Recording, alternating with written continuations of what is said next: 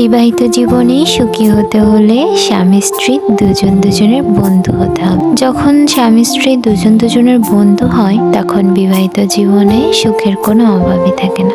যেখানে একজন আরেকজনকে বুঝছে, একজন আরেকজনকে জানছে, একজন আরেকজনের অসুবিধা সুবিধা দুজন দুজনের সাথে শেয়ার করছে।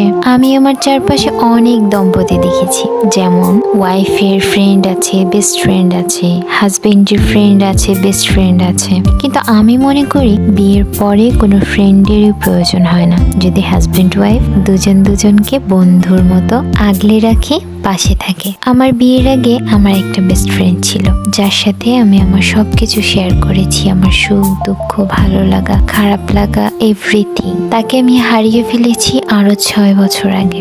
আমার বিয়ের পরে আমার কোনো ফ্রেন্ড বা বেস্ট ফ্রেন্ডের আর প্রয়োজন পড়েনি, কারণ আমার হাজবেন্ডই আমার সবকিছু ছিল।